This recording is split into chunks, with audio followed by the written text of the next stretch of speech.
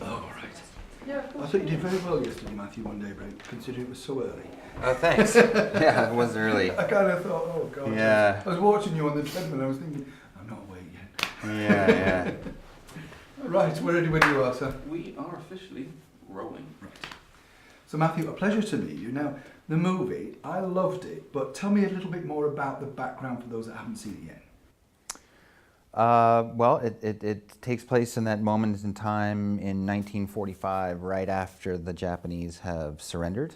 And it's MacArthur and his sort of closest group of aides and subordinates moving into the Daiichi building in Tokyo to set up his supreme commandership and to round up war criminals, put them on trial, and then ultimately Washington has given him the task of making a decision about the emperor, Hirohito. You know, the film tracks these two things happening, and so we understand that in 1945, Fellers is given this enormous decision that is going to have massive implications for what goes on in the future of Japan and that entire region.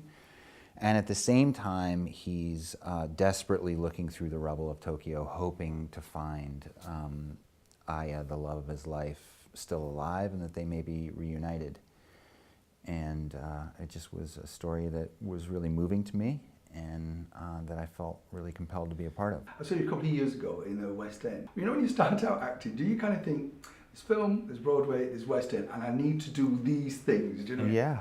That really truly was always, I think, for me, when I started getting excited about being an actor, which was in my early mid-20s really, it was always a dream of mine to do a play on the West End. And I have to say that dream came true, and it came true in a way that was even more sort of perfect than I ever imagined it.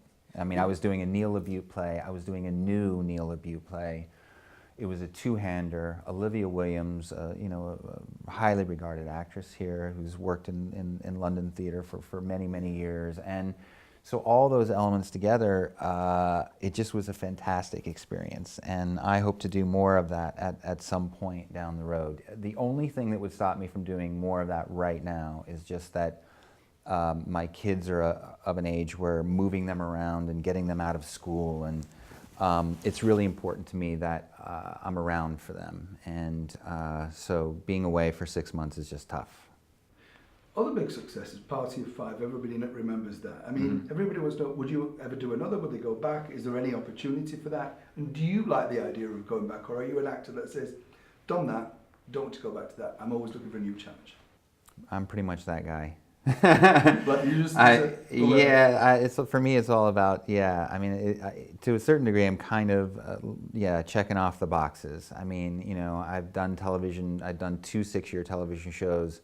Now I've done some films that I'm very proud to have been a part of, and you know, done a play on the West End. At some point, I would love to do a play on Broadway, although I really feel like the West End is a more vibrant theater community. I mean, I feel like, you know, Londoners really turn out to see the theater, and in New York, there's still that element there, and Broadway is still a dream of mine. But it does feel a little bit like it's more of something that people go to New York and they're like, we want to see a play. You know? But your reviews were amazing. You know, I mean, no disrespect, but when we get American actors, well, we tend to say, they haven't really done well. Yeah, no, I was very pleased. Great. I was very pleased at how I was received here on stage. I look forward to more of those challenges down the road at some point.